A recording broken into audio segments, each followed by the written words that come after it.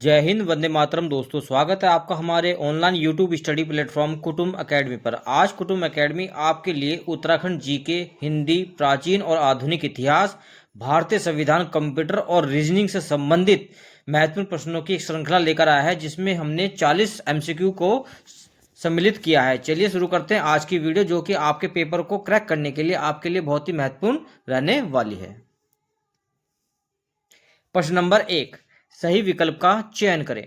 कथन 1, मोलाराम गढ़वाल चित्रकला के प्रसिद्ध चित्रकार थे, जिन्होंने 4 पवार शासक का संरक्षण प्राप्त था। कथन 2, मयंक मुखी, चकोर प्रिया और उत्कंठिता नायिका इनकी प्रमुख चित्रकला है। चलिए देखते हैं कि क्वेश्चन को। कथन ए कह रहा है कि मोलाराम गढ़वाल चित्रकला के प्रसिद्ध चित्रकार थे। बिल्कुल ठीक है, जो मोलाराम थे गढ़वाल चित्रकला के प्रसिद्ध चित्रकार थे और इन्होंने 4 पवार शासक के संरक्षण प्राप्त किया था। बिल्कुल ठीक है, इन्होंने 4 पवार शासक थे जिनका इन्हें संरक्षण भी प्राप्त है। ये आपका ऑप्शन बिल्कुल ठीक होगा। 4 शासक कौन थे वो? प्रदीप शाह, ललित शाह,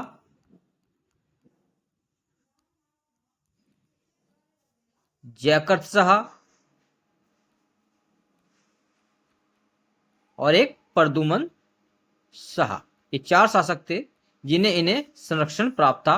कथन 2 कह रहा है कि मयंक मुखी, चकोर प्रिया और उत्कंठिता नायिका इनकी प्रमुख चित्रकला है। बिल्कुल ठीक है, मयंक मुखी, चकोर प्रिया और उत्कंठिता नायिका जो इनकी एक प्रमुख चित्रकला है। ये पॉइंट भी आपका बिल्कुल ठीक है। तो दिए गए कथन के अनुसार आपका कथन और 1 दोनों सही हैं। तो ये किस में दे रखा है? ऑप्शन डी में। कथन 1 और कथन 2 दोनों सही हैं। एक चित्रकला इनकी बहुत प्रसिद्ध है, हिंडोली मस्तानी। हिंडोला मस्तानी एक और चित्रकला है ये इनकी, जो बहुत ही प्रसिद्ध चित्रकला है। प्रश्न नंबर 2, पानीपत का प्रथम युद्ध हुआ था। ऑप्शन ए, इब्राहिम लोदी और महाराणा सांगा के बीच। ऑप्शन बी, इब्राहिम लोदी और हुमायूं के बीच। ऑप्शन सी, बाबर और महाराणा सांगा के बीच। ऑप्शन डी, बाबर और इब्राहिम लोदी के बीच। पानीपत का जो युद्ध हुआ था, यह युद्ध 21 अप्रैल 1526 में हुआ था। और बाबर ने जब भारत पर आक्रमण किया था तो इनका इब्राहिम लोदी यानी लोदी, इब्राहिम लोदी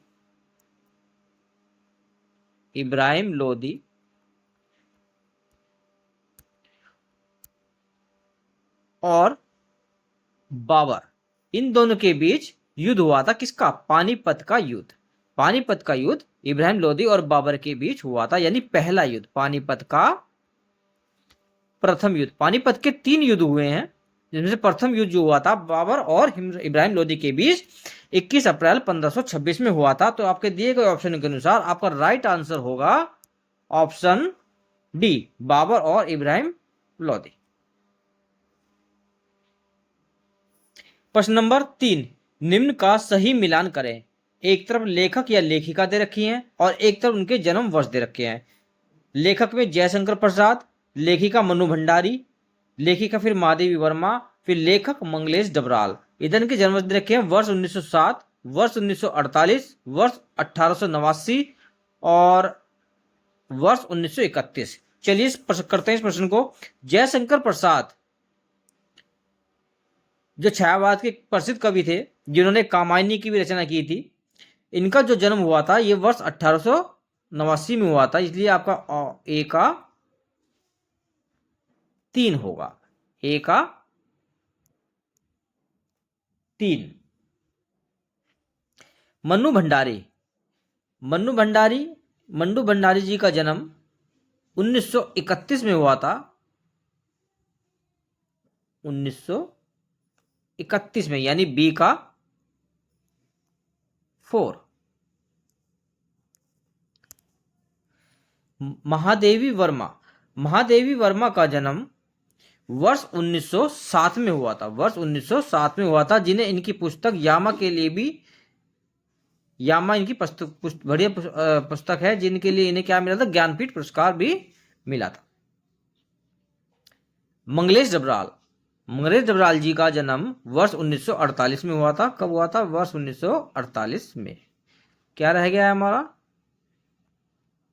महादेवी वर्मा। महादेवी वर्मा का जन्म यानी C1, और मंगलेश डबराल जी का जन्म यानी 1948। यानी A का 3, B का 4, C का 1 और D का 2। ये ऑप्शन किस में दे रखा है? A का 3, B का 1। ये गलत है आपका, ये भी गलत है, ये भी गलत है। तो आपका राइट आंसर ऑप्शन डी होगा। प्रश्न नंबर 4, शुद्ध वर्तनी शब्द का चयन करें। विदुषी, विदुषी, विदुषी या विदुषी। यानी इसमें विदुषी शब्द दे रखा है, उसे बताना है कि इसमें से कौन सा सही शब्द है। विदुषी को, विदुषी को वी, फिर दु, फिर स, और उसके ऊपर बड़ी मात्रा लगती है। तो इसका आपको राइट आंसर ऑप्शन सी होगा। प्रश्न नंबर 5, आईनेक के आविष्कारक हैं। एक, जे प्रेशर एकल्ट, दूसरे न्यूमैन, तीसरे जॉन मॉचौली या चौथे चार्ल्स बेबेज। आईनेक, आईनेक एक इलेक्ट्रॉनिक डिजिटल कंप्यूटर था। इलेक्ट्रॉनिक डिजिटल कंप्यूटर है।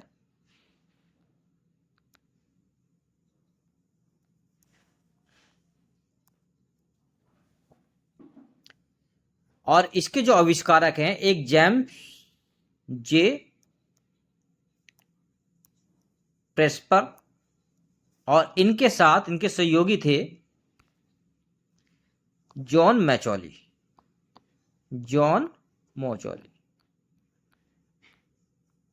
इसलिए दिए गए ऑप्शन के अनुसार आपका राइट आंसर होगा, यानी इसके 1 और इसके 3। 1 और 3 किस में दे रखा है?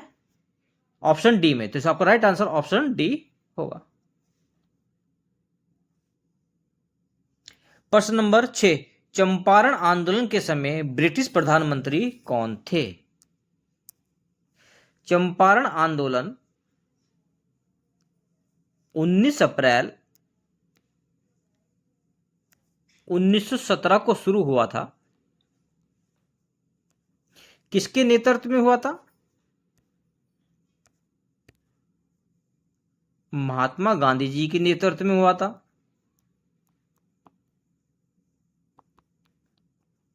चंपारण है कहां पर?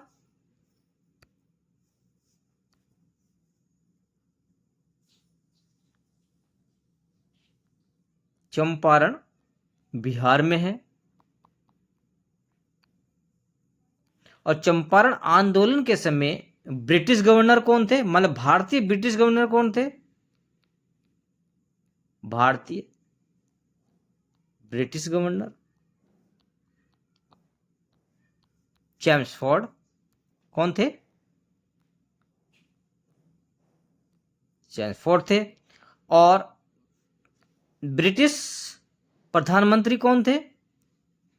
ब्रिटिश प्रधानमंत्री लॉर्ड जॉर्ज थे। कौन थे? लॉर्ड जॉर्ज थे। मैंने एक ही क्वेश्चन में आपको कई सारे क्वेश्चन करा दिए हैं। यदि क्वेश्चन बनता है कि चंपारण आंदोलन कब शुरू हुआ था, तो आप आंसर देंगे 19 अप्रैल 1917 में। यदि क्वेश्चन बनता है कि चंपारण आंदोलन किसके नेतृत्व में हुआ, तो महात्मा गांधी जी के नेतृत्व में हुआ था। यदि क्वेश्चन बनता है कि वर्तमान में जो चंपारण है किस स्टेट में, कहां पर है? बिहार में है। यह क्वेश्चन ये बनता है कि चंपारण आंदोलन के समय भारतीय ब्रिटिश गवर्नर कौन थे, तो चैम्सफोर्ड थे। और क्वेश्चन 6 बना हुआ है कि चंपारण आंदोलन के समय ब्रिटिश प्रधानमंत्री कौन थे, तो वो लॉर्ड जॉर्ज थे। इसलिए आपका राइट आंसर ऑप्शन सी होगा, हमारा बी होगा। प्रश्न नंबर 7, भारतीय संविधान के अंतर्गत धन का केंद्रीकरण और संकेंद्रण किसका उल्लंघन करता है? ऑप्शन ए समानता का अधिकार, ऑप्शन बी स्वतंत्रता का अधिकार, ऑप्शन सी राज्य के नीति निर्देशक सिद्धांत के अनुसार, या ऑप्शन डी कल्याण की अवधारणा के अनुसार। भारतीय संविधान में धन का केंद्र और संकेंद्रण की जो परिभाषा दी गई है, यह अनुच्छेद यानी आर्टिकल 39C में दी गई है, जिसमें कहा गया है धन और उत्पादन के साधनों का जो सामान्य जनहित के खिलाफ कोई केंद्रीकरण नहीं किया जाएगा। और ये किस में कहा गया, और जो अनुच्छेद 39C है ये किसके अंदर आता है, नीति निर्देशक तत्व के अंदर। यानी नीति निर्देशक तत्व संविधान के भाग 4 और आर्टिकल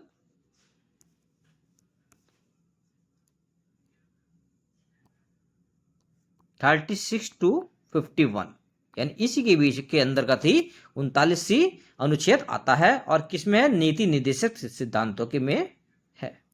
इसलिए आपका राइट आंसर ऑप्शन सी होगा।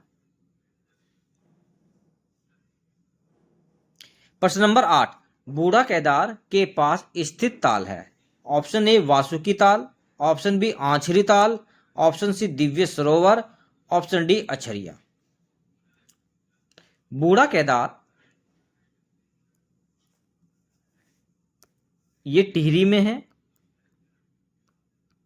टिहरी गढ़वाल में। और टिहरी गढ़वाल के कौन से ब्लॉक में है, टिहरी गढ़वाल के कौन से ब्लॉक में है, घनसाली।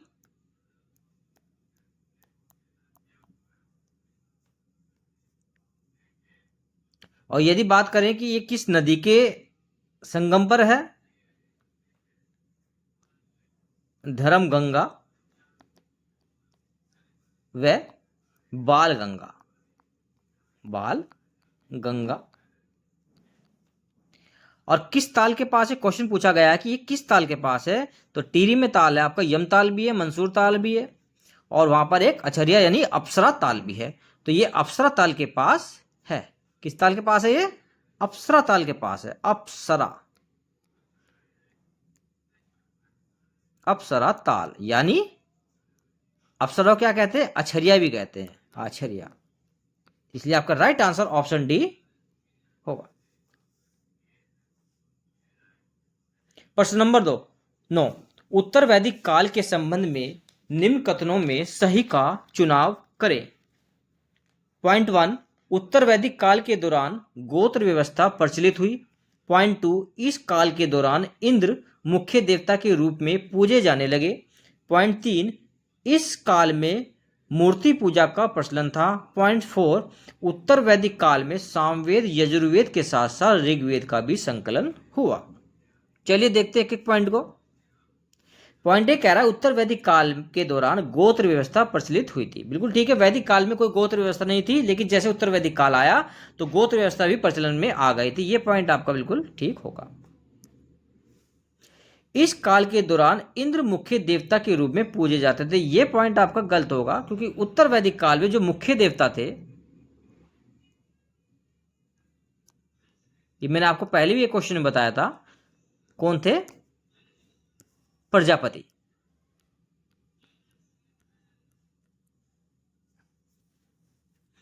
पॉइंट 3 कह रहा है इस काल में मूर्ति पूजा का प्रचलन शुरू हुआ था। बिल्कुल ठीक है, इस उत्तर वैदिक काल में मूर्ति पूजा का प्रचलन था। पॉइंट 4, उत्तर वैदिक काल में सामवेद यजुर्वेद के साथ साथ ऋग्वेद का भी संकलन हुआ था। उत्तर वैदिक काल में सामवेद यजुर्वेद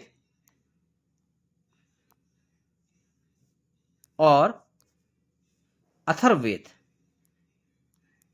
का संकलन हुआ था, जबकि ऋग्वेद का ऋग्वेदिक काल में हुआ था, यानी वैदिक काल में हुआ था। तो ये आपका पॉइंट गलत होगा। यानी आपका पॉइंट 2 और 3 गलत हैं, जबकि 1, 3 आपके सही हैं और 2 और 4 आपके गलत हैं। तो दिए गए ऑप्शन में देखते हैं क्या क्या रखा है, कौन सा सही का चुनाव करना है हमें। 1 और 4 सही हैं लेकिन 2 गलत है। हमारा 1 तो सही है लेकिन 4 जो है हमारा गलत है, तो ये ऑप्शन ही कहीं गलत हो जाएगा। केवल 3 सही है, बिल्कुल नहीं, केवल 3 सही कैसे हो सकता है, आपका ऑप्शन 1 भी सही है, तो ये भी आपका गलत होगा। 1, 2, 3 सही है लेकिन 4 गलत है। बिल्कुल 4 तो गलत है, लेकिन दूसरा भी हमारा गलत है, तो ये भी गलत होगा। केवल 2 और 4 गलत है, ये आपका राइट आंसर होगा, केवल 2 4 ही गलत हैं, तो इसलिए आपका राइट आंसर ऑप्शन डी होगा। प्रश्न नंबर 10, निम्न में से उस विकल्प का चुनाव करें जो दिए गए शब्द का पर्यायवाची नहीं है। शब्द वृक्ष दे रखा है और ऑप्शन दे रखा है तरु, साखी, अकुपात और विटप। वृक्ष, वृक्ष के जो पर्यायवाची हैं, वृक्ष को हम पेड़ भी कह सकते हैं, वृक्ष को हम पादप भी कह सकते हैं, वृक्ष को हम गाछ भी कह सकते हैं, वृक्ष को हम साखी भी कह सकते हैं, वृक्ष को हम विटप भी कह सकते हैं, वृक्ष को हम तरु भी कह सकते हैं। तो तरु इसमें है, तरु आपका बिल्कुल ठीक है। साखी भी है, साखी आपका ठीक है। अकुपात और विटप, विटप भी है। अकुपात, जो अकुपात जो शब्द है, ये जो पर्यायवाची है, ये समुद्र का पर्यायवाची है। किसका?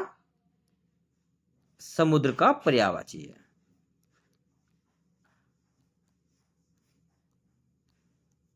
जिसमें आपका रत्नाकर भी आ जाता है। रत्नाकर भी किसका है पर्यायवाची? समुद्र का ही पर्यायवाची है। जलधि,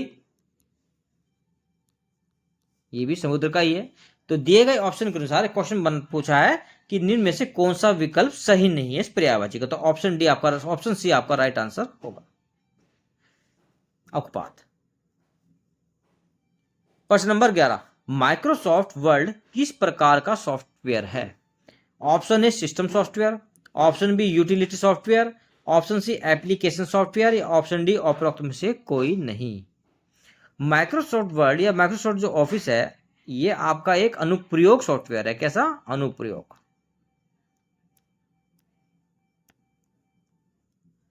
यानी एप्लीकेशन सॉफ्टवेयर है। कैसा सॉफ्टवेयर है? एक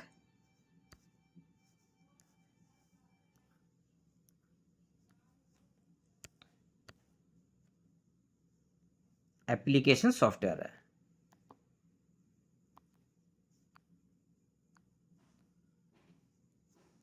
तो इससे आपके दिए गए ऑप्शन के अनुसार आपका राइट आंसर ऑप्शन सी होगा।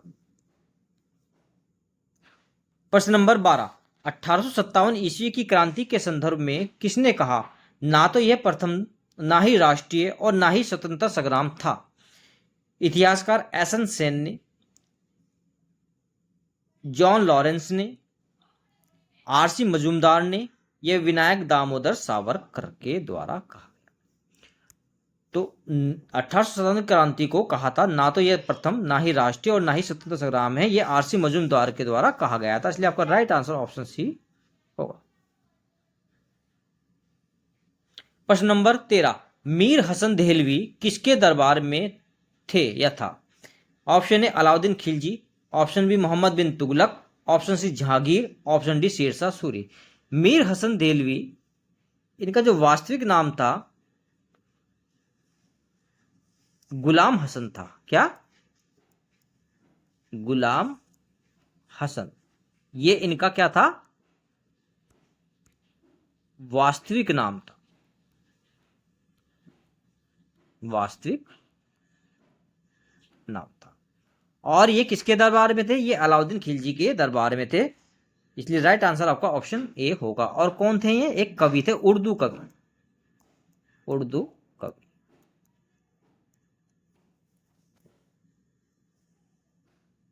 प्रश्न नंबर 14, निम्न में सही विकल्प का चुनाव करें। ऑप्शन एक, अवशिष्ट शक्तियों में वे सभी विशेष विषय सम्मिलित हैं। ये विषय नहीं, विशेष नहीं, विषय है, ये विषय होना चाहिए। विषय सम्मिलित हैं जिनका उल्लेख संघ सूची, राज्य सूची और संवर्धित सूची तीनों में से किसी में नहीं है। पॉइंट 2 कहता है केवल केंद्रीय विधानमंडल को ही इस तरह के विषय पर विधि निर्माण करने की शक्ति है। ये भी आप ये भी विषय है। हाँ, केवल केंद्रीय विधानमंडल को ही इस तरह की विषय पर विधि निर्माण करने की शक्ति है। अवशिष्ट, चलो देखते हैं कि पॉइंट को। अवशिष्ट शक्ति में वे सभी विषय सम्मिलित हैं जिनका उल्लेख संघ सूची, राज्य सूची और संवर्धित सूची में है। संघ सूची, राज्य सूची और संवर्धित सूची ये भारतीय संविधान की 7वीं अनुसूची के अंतर्गत आते हैं। 7वीं अनुसूची में आते हैं, जिसमें संघ सूची,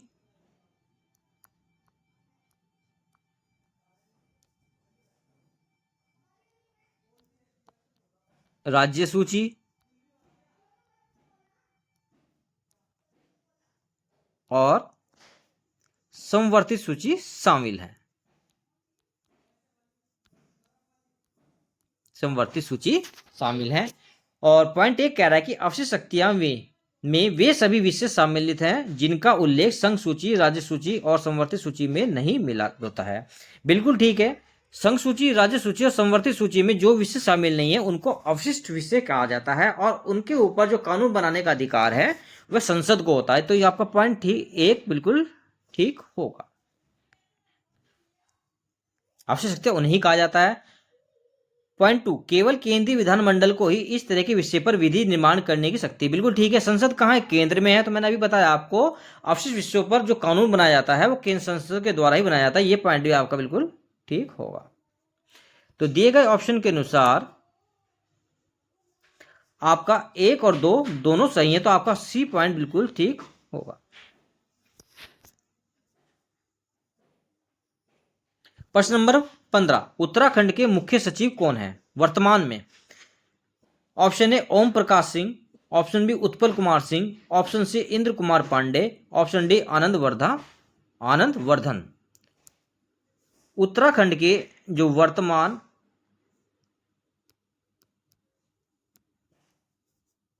मुख्य सचिव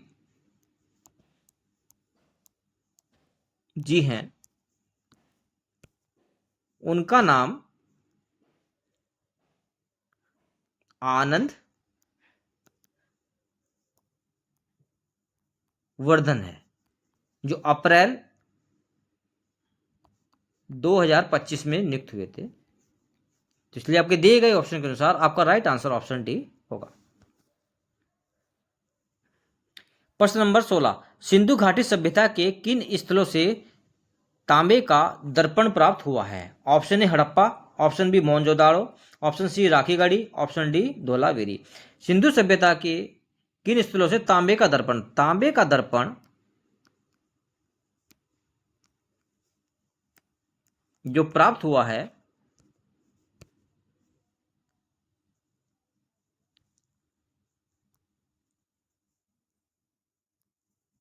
हड़प्पा,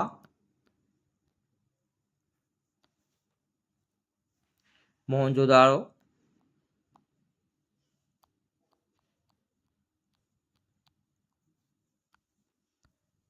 कालीबंगा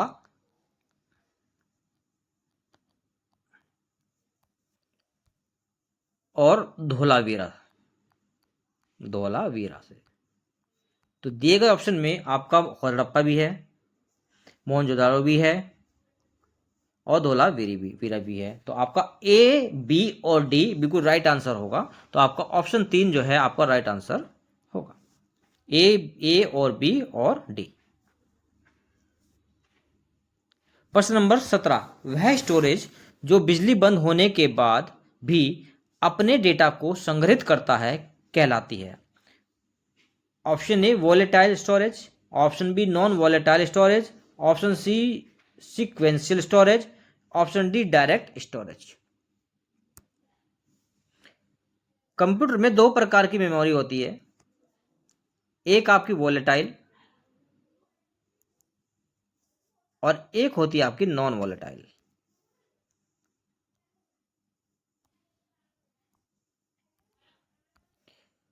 वॉलेटाइल मेमोरी वह होती है जब लाइट भाग जाती है तो कंप्यूटर में जो डेटा हम इनपुट करते हैं तो वह लाइट आने पर उड़ जाता है, यानी वॉलेटाइल क्या है? एक अस्थायी मेमोरी है, अस्थायी मेमोरी है, जबकि नॉन वोलेटाइल एक स्थायी मेमोरी है जिसमें कंप्यूटर में लाइट भाग जाने के बाद भी वो डाटा जो है संग्रहित रहता है। तो इसलिए आपका राइट आंसर ऑप्शन बी होगा। वह स्टोरेज जो बिजली बंद होने के बाद भी अपने डेटा को संग्रहित करता है वह नॉन वोलेटाइल स्टोरेज कहलाता है, यानी स्थायी मेमोरी होती है। और वोलेटाइल मेमोरी जो कौन कौन सी होती है, क्वेश्चन बनता है कि वोलेटाइल मेमोरी कौन कौन सी है। तो वोलेटाइल जो मेमोरी के एग्जाम्पल हैं, जैसे आपका रोम हो गया, एक कैश मेमोरी हो गया,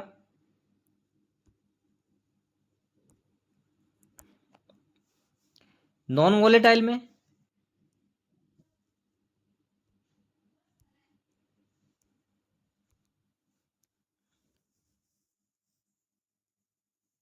एक रैम, एक HDD यानी हार्ड डिस्क और एक USB, ये शामिल होते हैं।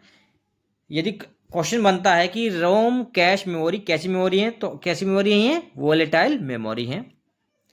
और रैम, HDD और USB ये कैसी मेमोरी है, ये एक नॉन वोलेटाइल मेमोरी यानी स्थायी मेमोरी है। तो आपके दिए गए ऑप्शन के अनुसार आपका प्रश्न पूछा था कि वह स्टोरेज जो बिजली बंद होने के बाद भी अपने डेटा को संग्रहित करता है वह नॉन वोलेटाइल स्टोरेज होते हैं, और जिनके एग्जाम्पल रैम, HDD और USB हैं। प्रश्न नंबर 18, यू आर वे कौन से व्यंजन है। ऑप्शन ए ऊष्मीय व्यंजन, ऑप्शन बी अधस्थ व्यंजन, ऑप्शन सी संयुक्त व्यंजन या ऑप्शन डी उत्कृष्ट व्यंजन। ऊष्मीय व्यंजन जिन्हें हम संघर्षी व्यंजन भी कहते हैं, ये कौन कौन से हैं, श, से है। अंतस्थ व्यंजन,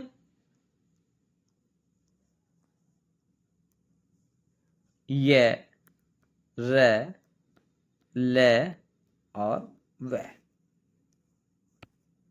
संयुक्त व्यंजन, च, त्र, ग, ग और फिर श। उत्कृष्ट व्यंजन दो प्रकार के होते हैं, एक डे और एक ढे। इनकी संख्या 4, इनकी संख्या 4, इनकी संख्या 4 और इनकी संख्या 2। यदि संख्या पूछता है तो आप संख्या भी आराम से बता सकते हैं। तो ये रे ले वे कौन से व्यंजन है, अंतस्थ व्यंजन है, इसलिए आपका राइट आंसर ऑप्शन बी होगा। प्रश्न नंबर 19, केदारनाथ वन्य जीव विहार किस जानवर के संरक्षण के लिए स्थापित किया गया है। ऑप्शन ए मोनाल, ऑप्शन बी भालू, ऑप्शन सी हिम तेंदुआ या ऑप्शन डी कस्तूरी मृग। केदारनाथ वन्य जीव विहार, केदारनाथ वन्य जीव विहार चमोली,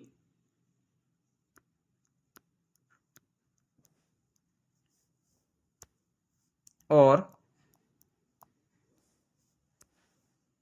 रुद्रप्रयाग दो जिलों में फैला हुआ है। यदि इसकी स्थापना की बात करें तो इसकी स्थापना वर्ष 1972 में हुई थी। कब हुई थी, वर्ष 1972 में इसकी स्थापना हुई थी। और यदि इसके क्षेत्रफल की बात करें तो इसका क्षेत्रफल 975.20 किलोमीटर स्क्वायर है। यानी क्षेत्रफल की दृष्टि से भी ये केदारनाथ वन्य जीव विहार जो है वह उत्तराखंड का सबसे बड़ा वन्य जीव विहार है। और ये किस जानवर के संरक्षित किया गया है, तो ये किया गया है आपके कस्तूरी मृग के लिए, कस्तूरी मृग के लिए। तो आपके दिए गए ऑप्शन के अनुसार आपका राइट आंसर ऑप्शन डी होगा। प्रश्न नंबर 20, रूस की क्रांति का क्या नारा था।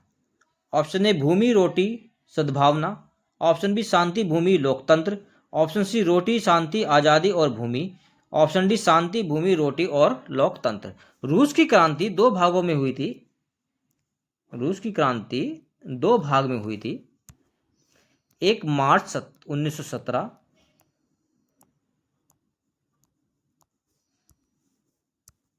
और 1 अक्टूबर 1917 में। और इसका जो नारा था, इनका जो नारा था, इस क्रांति का नारा, रोटी शांति भूमि और लोकतंत्र। लोकतंत्र, तो ये किस ऑप्शन में दे रखा है? रोटी शांति आजादी और भूमि। ये गलत है, ये भी गलत है, ये भी गलत है, ये भी गलत है। लोकतंत्र, शांति भूमि रोटी और लोकतंत्र, ये आपका ऑप्शन डी राइट आंसर होगा। प्रश्न नंबर 21, केंद्र और राज्य के मध्य होने वाले विवादों का निर्णय करने का सर्वोच्च न्यायालय की शक्ति किसके अधीन आती है? ऑप्शन है रिट क्षेत्राधिकार के अंतर्गत, ऑप्शन बी परामर्शी क्षेत्राधिकार के अंतर्गत, ऑप्शन सी मूल क्षेत्राधिकार के अंतर्गत, ऑप्शन डी उपरोक्त में से कोई नहीं। केंद्र और राज्य के बीच जो विवादों का निर्णय का सर्वोच्च न्यायालय के अंतर्गत आता है वह मूल क्षेत्राधिकारियों के अंतर्गत आता है, इसलिए आपका राइट आंसर ऑप्शन सी होगा। प्रश्न नंबर 22, रूट डायरेक्टरी के अंतर्गत आने वाली डायरेक्टरी को कहा जाता है? ऑप्शन ए उप निर्देशांकाय, option B mini directory, option C part directory या ऑप्शन डी जूनियर डायरेक्टरी। आप इस क्वेश्चन को ऐसा समझे जैसे एक फोल्डर होता है, कंप्यूटर में फोल्डर बनाते हैं, उस फोल्डर के अंतर्गत एक फोल्डर हो बना दिया जाता है, इस फोल्डर के अंतर्गत एक फोल्डर और बना दिया जाता है, तो ये क्या कहलाता है? तो ये कहलाता है इनका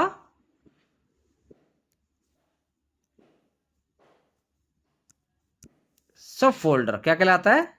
सब फोल्डर। और हिंदी में से क्या कहते हैं? उप निर्देश संकाय। उप निर्देश संकाय। तो दिए गए ऑप्शन के अनुसार आपका राइट आंसर ऑप्शन ए ही होगा।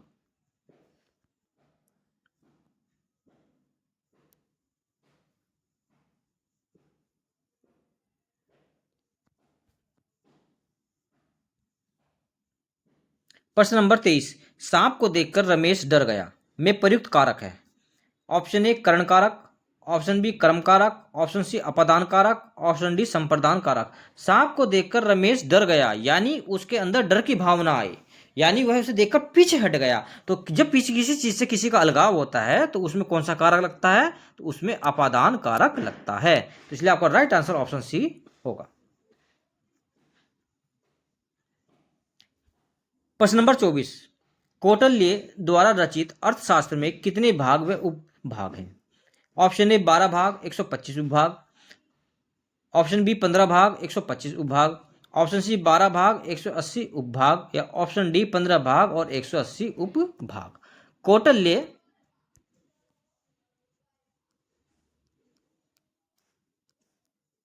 कौटिल्य जिन्हें हम चाणक्य, विष्णुगुप्त के उपनाम से भी जानते हैं। विष्णु को जो चाणक्य का बचपन का नाम था। और ये किसके दरबार में थे? ये किसके दरबार में थे? मौर्य शासक चंद्रगुप्त दरबार के में, चंद्रगुप्त मौर्य के, उसके उनके प्रधानमंत्री थे। और इन्हीं के द्वारा ही किसकी रचना की गई थी? अर्थशास्त्र की रचना की गई है, अर्थशास्त्र की, जिसमें 15 भाग और 180 उपभाग हैं। कितने? 180 उपभाग हैं। तो दिए गए ऑप्शन के अनुसार आपका राइट आंसर ये गलत होगा, 125 ये भी गलत, ये भी गलत। दिए गए ऑप्शन के अनुसार आपका राइट आंसर ऑप्शन डी होगा, 15 भाग और 180 उपभाग। प्रश्न नंबर 25, गढ़वाली बोली में ब्लद शब्द का अर्थ है? ऑप्शन ए बकरी, ऑप्शन बी बेर, ऑप्शन सी बैल या ऑप्शन डी बच्चा। गढ़वाली बोली में जो बलद शब्द का प्रयोग किया जाता है वह किसके लिए किया जाता है? तो वह बैल के लिए किया जाता है, इसलिए आपका राइट आंसर ऑप्शन सी होगा। प्रश्न नंबर 26, शेरशाह सूरी निम्न में से किससे संबंधित था? ऑप्शन ए तुर्की, ऑप्शन बी अरबी, ऑप्शन सी अफगानी या ऑप्शन डी ईरानी। क्वेश्चन ये पूछ रहा है कि जो शेरशाह सूरी हैं वे तुर्की थे या अरबी थे या अफगानी थे या ईरानी थे। शेरशाह सूरी सल्तनत में, दिल्ली सल्तनत में दूसरी अफगानी सत्ता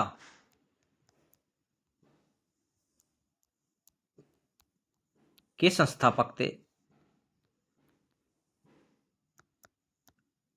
अब आप समझ ही गए होंगे, जब मैंने अफगानी लिख दिया है तो ये कौन से थे, एक अफगानी थे। तो आपका राइट आंसर ऑप्शन सी होगा। पहले अफगानी कौन थे? जो पहले अफगानी थे जिन्होंने पहली सत्ता स्थापित की थी दिल्ली सल्तनत में, पहले अफगानी वो लोधी वंश था। कौन सा? लोधी वंश।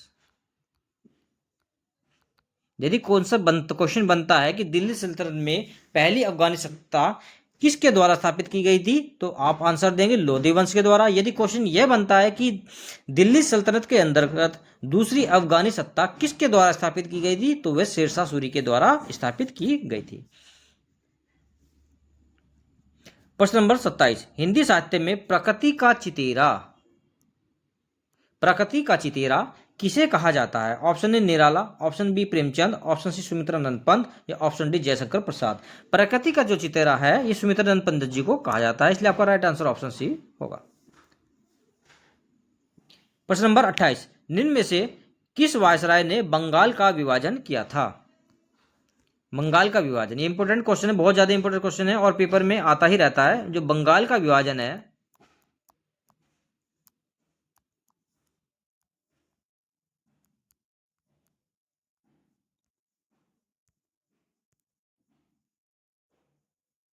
इस 16 अक्टूबर 1905 में हुआ था। और जो तत्कालीन गवर्नर थे, तत्कालीन गवर्नर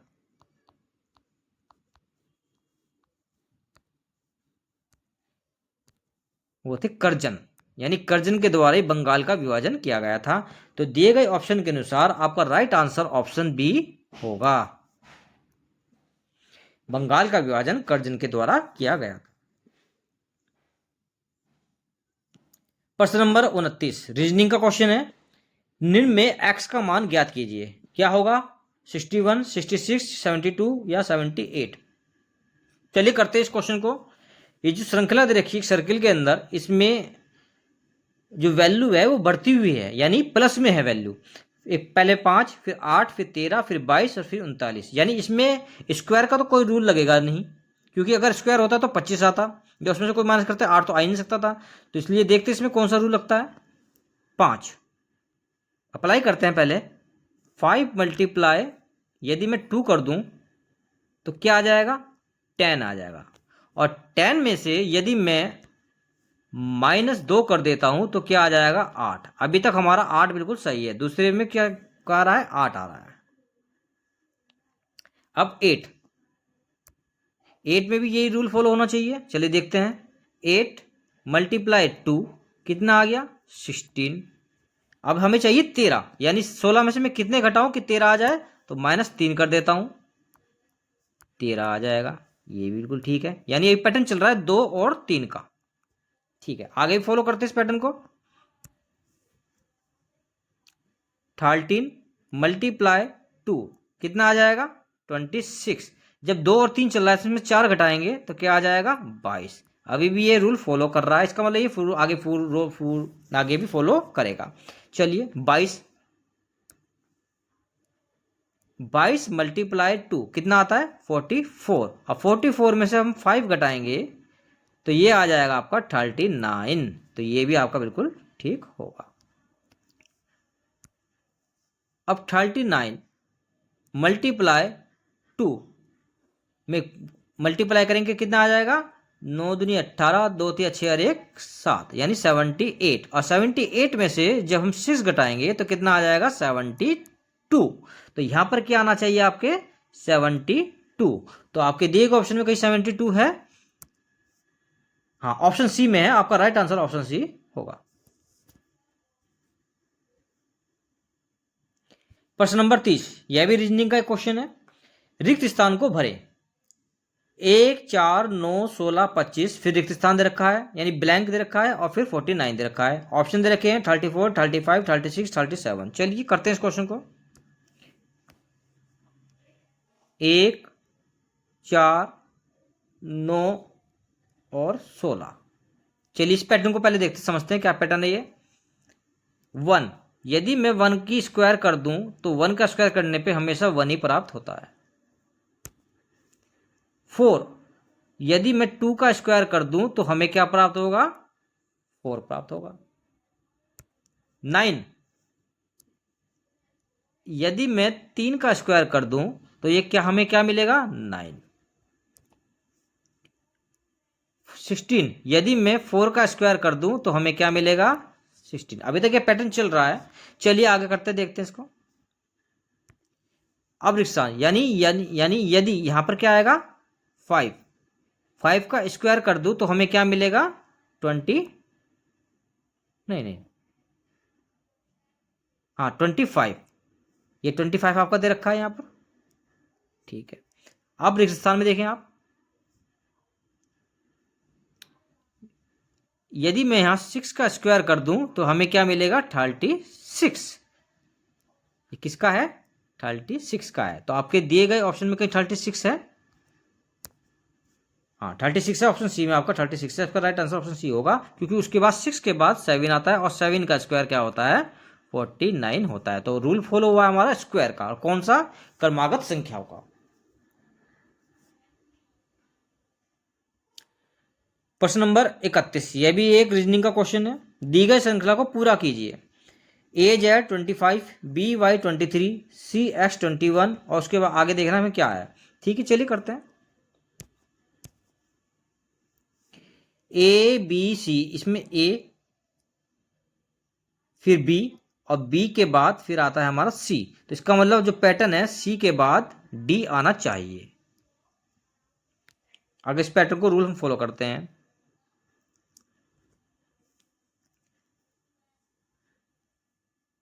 संख्या में 25, 23 और 21, यानी 25, 23 और 21, कितने का डिफरेंस आ रहा है इन दोनों के बीच में? 2 का। इन दोनों के बीच में कितने का डिफरेंस आ रहा है? 2 का। इसका मतलब 21 में से यानी 21 में से यदि मैं 2 घटाऊं, 2 माइनस करूंगा तो कितना आ जाएगा हमारा? 19। तो यहां पर हमारा क्या आना चाहिए? 19। अभी डी 19 कहां पर है? डी एस 19 और डी डब्ल्यू 19 में, यानी ये गलत है अभी हमारा, और ये गलत है। अब हमारे ऑप्शन सी और ऑप्शन डी रह गए हैं। अब इसमें चेक करना है कि राइट आंसर कौन सा होगा। चलिए करते हैं इसको आगे भी। Z Y X, Z Y X यानी एक्स वाई जेड, यानी एक्स से पहले क्या आता है? डब्लू, यानी डब्लू एक्स वाई जेड, यानी हमारा यहां क्या आना चाहिए? डब्लू। तो डी डब्ल्यू किस में दे रखा है? ऑप्शन डी में। तो आपका राइट आंसर ऑप्शन डी होगा, डी डब्ल्यू 29। ये आपका बना। प्रश्न नंबर 32, वे अवयव शब्द जो किसी बात पर अतिरिक्त भार देने के लिए प्रयोग किए जाते कहलाते हैं। Option A Pratyaya, option B कारक, ऑप्शन सी उपसर्ग, ऑप्शन डी अवधारक। ये शब्द जो किसी बात पर अतिरिक्त भार देने के लिए किए जा यूज की उनका प्रयोग किया जाता है तो वे क्या कहलाते हैं? निपात। वे कहलाते हैं निपात, और निपात को ही हम क्या कह देते हैं? अवधारक। अवधारक भी इसका ही एक नाम है, यानी अवधारक। तो आपका ऑप्शन डी आपका राइट आंसर होगा। कैसे जोर दिया जाता है? डेफिनेशन कह रहा है कि वे शब्द जो किसी बात पर अधिक बार देने के लिए प्रयोग किए जाते हैं में अवधारक निपात कहलाते हैं। कैसे जोर दिया जाता है?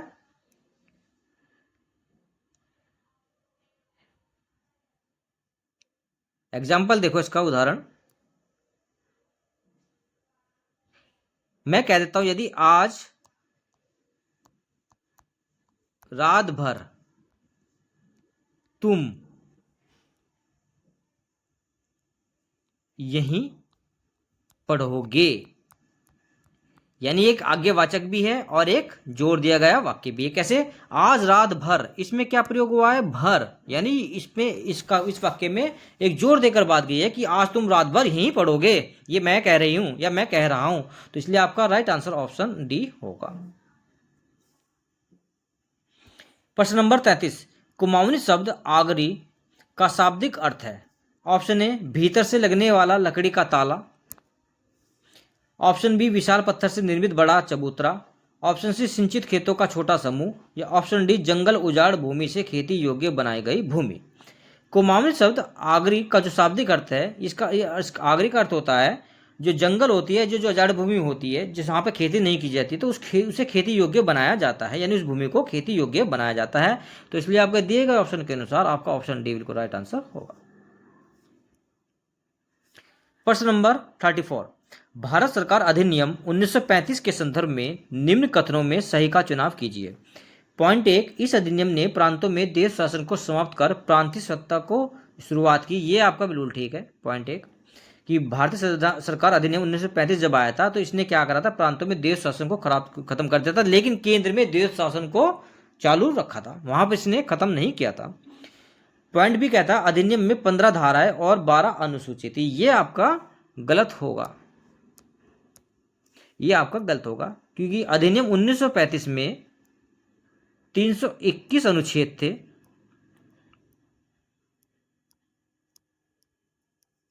और 10 अनुसूची थी। कितनी? 10 अनुसूची थी। ये आपका गलत होगा।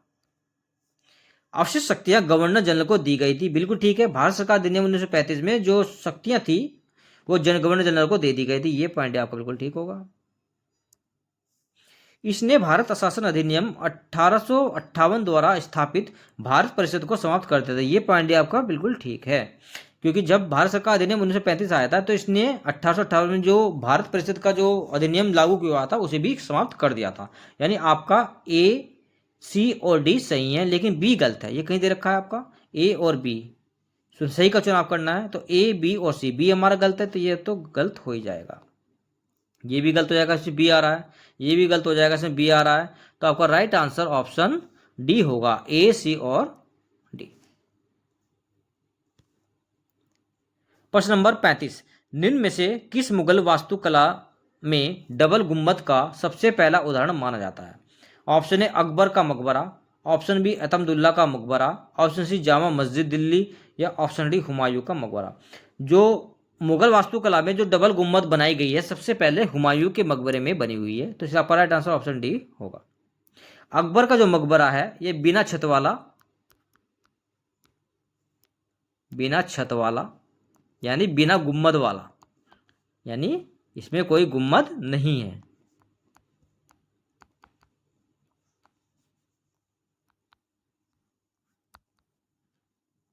तो दिए गए प्रश्न के अनुसार आपका राइट आंसर ऑप्शन डी होगा। प्रश्न नंबर 36, भारतीय संविधान की प्रस्तावना किस देश से प्रेरित है?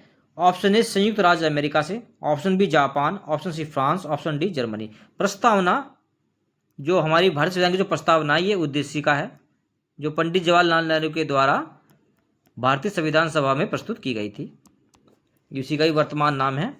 और इसकी जो अवधारणा ली गई है ये अमेरिका से ली गई, यानी यूएसए से ली गई है। तो आपका राइट आंसर ऑप्शन ए होगा। प्रश्न नंबर 37, एक घड़ी का समय दर्पण में 5:10 दर्शाता है, सही समय क्या है? Option A 6:50, option B 7:10, option C 6:40, या ऑप्शन डी 7:50। चलिए करते हैं इस प्रश्न को। घड़ी का समय दर्पण में दर्शाता है समय,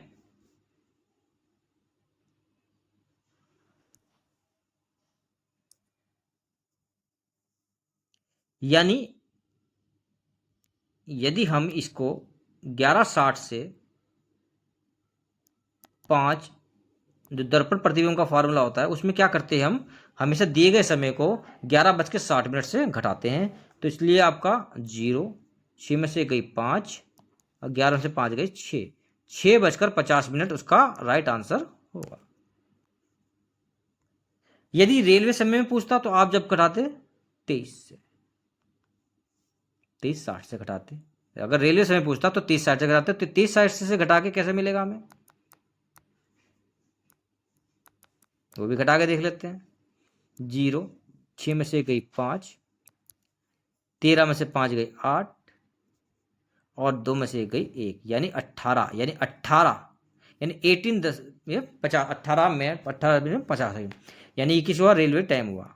तो आपका दिए गए अनुसार आपका राइट आंसर 6:50 होगा, यानी 18 को रेलवे टाइम में कितना कहते हैं हम, 18 को रेलवे टाइम में 6 बजे कहते हैं।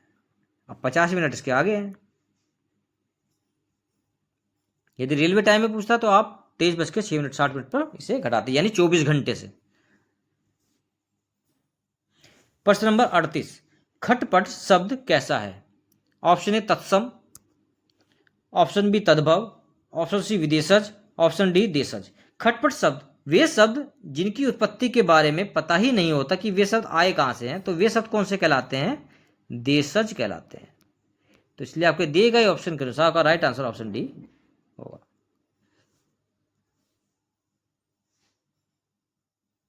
प्रश्न नंबर 39, कंप्यूटर प्रणाली में राउटर क्या है? एक गणना उपकरण, एक आउटपुट उपकरण, एक नेटवर्किंग उपकरण या एक इनपुट उपकरण। राउटर एक नेटवर्किंग डिवाइस है, नेटवर्किंग डिवाइस है। कौन सी है? नेटवर्किंग डिवाइस है। और इसका प्रयोग नेटवर्किंग के लिए किया जाता है। जैसे एग्जाम्पल, को राउटर लगा हुआ है घर में भी, और इस राउटर से हम क्या क्या कनेक्ट कर सकते हैं, मोबाइल कनेक्ट कर सकते हैं, कंप्यूटर को भी कनेक्ट कर सकते हैं यानी लैपटॉप को जिसमें वाईफाई हो, स्मार्ट टीवी भी इससे हम कनेक्ट कर सकते हैं। यानी एक प्रकार का क्या क्या है, ये एक नेटवर्किंग है।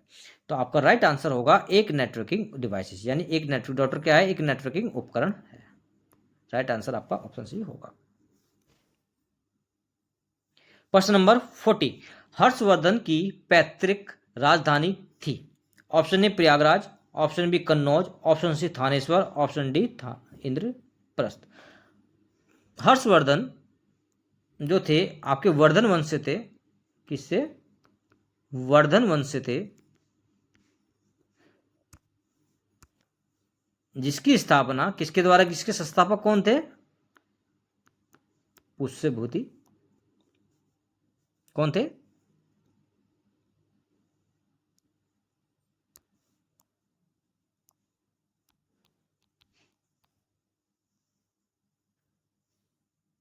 और इन्होंने जो अपनी राजधानी बनाई थी शुरुआत में, कहां बनाई थी? थानेश्वर बनाई थी।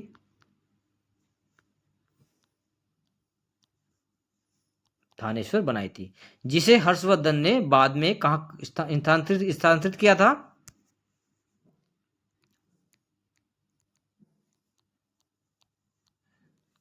कन्नौज में। कहां पर? कन्नौज में। क्वेश्चन पूछा गया है कि हर्षवर्धन की पैतृक राजधानी क्या थी, तो वो क्या थी? थानेश्वर थी। यानी दिए गए ऑप्शन के अनुसार आपका राइट आंसर ऑप्शन सी होगा।